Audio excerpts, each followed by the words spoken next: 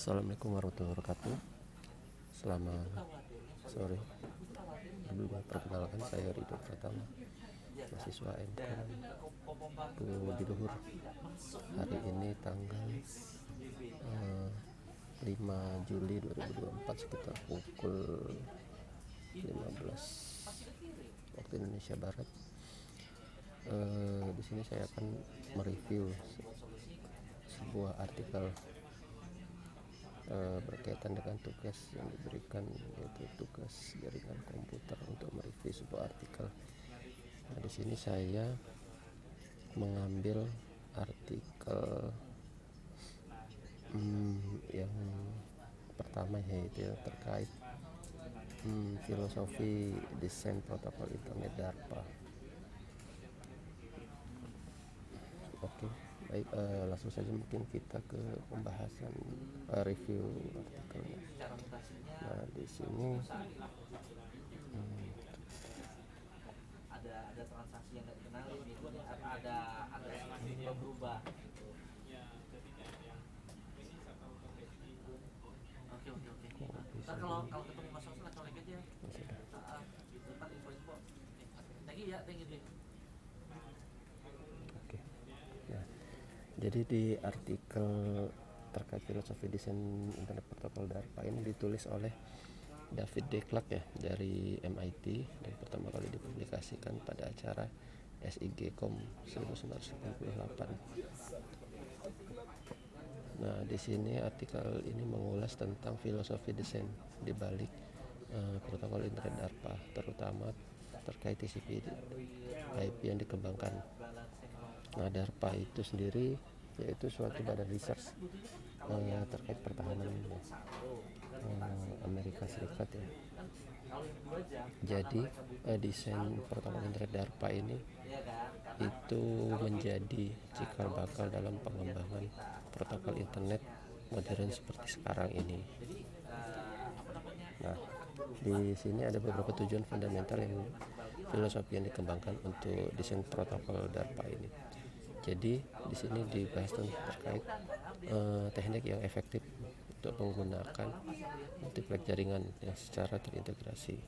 Jadi fokus utamanya itu menghubungkan ARPANET dengan jaringan radio paket ARPA agar pengguna dapat mengakses hasil layanan yang lebih besar. Jadi awalnya desain ini sebenarnya ditujukan untuk komunikasi internet pada jaringan militer atau milnet, yang kemudian berkembang lagi dan banyak digunakan untuk komunikasi jaringan internet yang komersil. Jadi base awalnya cikal bakalnya itu dari desain ARPANET-nya DARPA ini. Nah, di sini ini adalah beberapa alasan kenapa desain protokol DARPA ini patut dibahas ya. Jadi beberapa alasannya. Yang pertama yaitu desain protokol DARPA ini memiliki ketahanan yang cukup robust ya, survivability. Jadi desain ini mampu mempertahankan komunikasi saat ada kendala, karena konsep jaringannya itu menggunakan konsep fat sharing. Jadi yang dimaksud fat sharing ini yaitu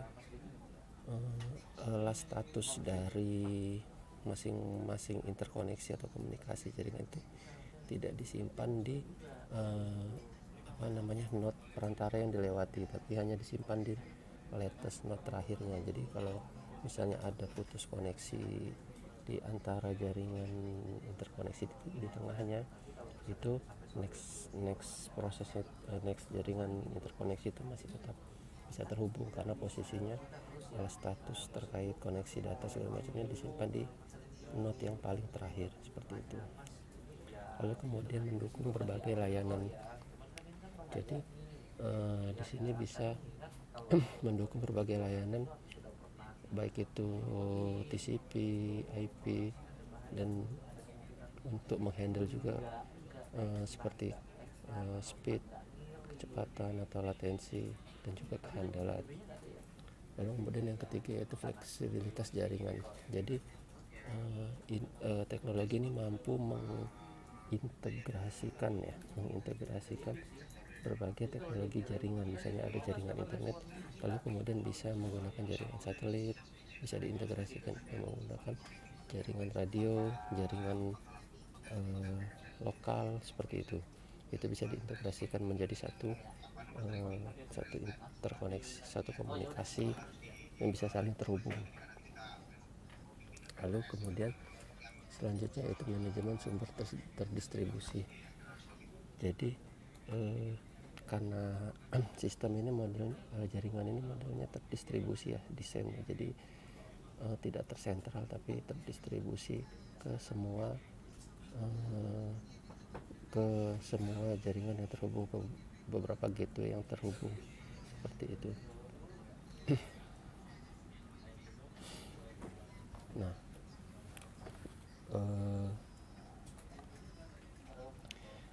tapi di sini juga di artikel juga dibahas terkait efisiensi data yang dikirim ya. Sepertinya di sini masih ada satu masalah karena data yang dikirim itu cukup besar ya. Jadi belum bisa terkompresi seperti itu. Jadi potensi lag data atau transmisi ada data yang hilang itu bisa berpotensi seperti itu. Nah, itu juga menjadi salah satu tantangan dan enhancement ya ke depannya. Makanya dari desain sistem awal internet ini nanti ke depannya untuk menjadi sistem jaringan internet yang seperti sekarang ini diperlukan beberapa enhancement atau perbaikan sehingga bisa mendapatkan sistem konsep jaringan internet yang lebih efisien dan efektif seperti itu.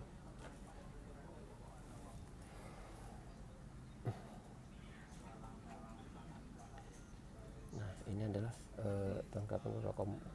tanggapan dari saya.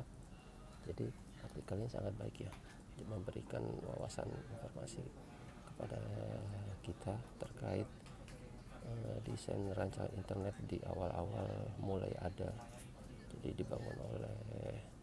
dirancang oleh DARPA tadi ya, Departemen Research-nya Pertahanan AS seperti itu. Dan kedepannya itu menjadi cikal bakal untuk desain internet modern yang seperti sekarang ini.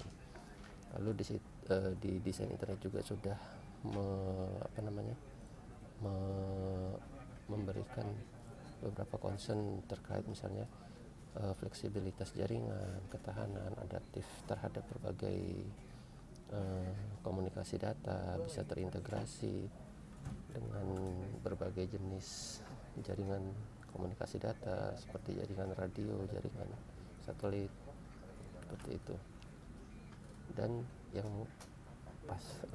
baiknya juga di sini terkait keunggulannya itu terkait ketahanannya tadi ya.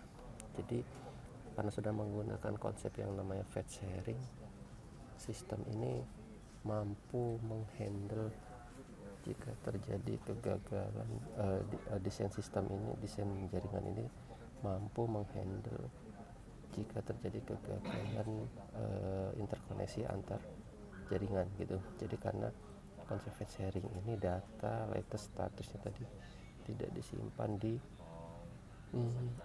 jaringan-jaringan yang dilewati, tapi prosesnya disimpan di end latest node-nya. Jadi kalau misalnya ada putus koneksi atau jaringan di antar jaringan itu nextnya itu masih bisa dilanjutkan untuk pemrosesan datanya seperti itu. Jadi lebih robust, lebih tahan seperti itu.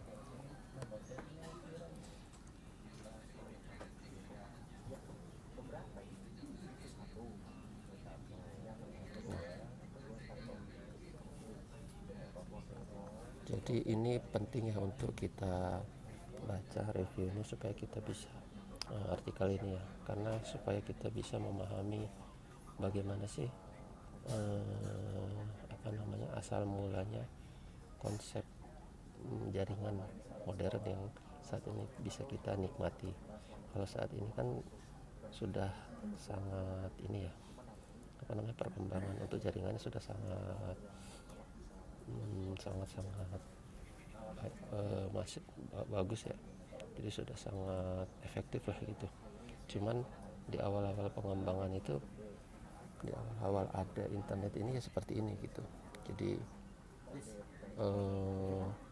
kita bisa melihatlah sejarah bagaimana terciptanya jaringan internet yang bagus seperti sekarang ini ya, awal mulanya dari sini gitu. Nah, ini adalah tujuan-tujuan dasar yang harus ada nih di konsep jaringan interkoneksi internet. Nah, seperti itu. Oke, mungkin sekian untuk review yang bisa saya sampaikan ya. Lebih kurangnya saya mohon maaf. Terima kasih. Wassalamualaikum warahmatullahi wabarakatuh.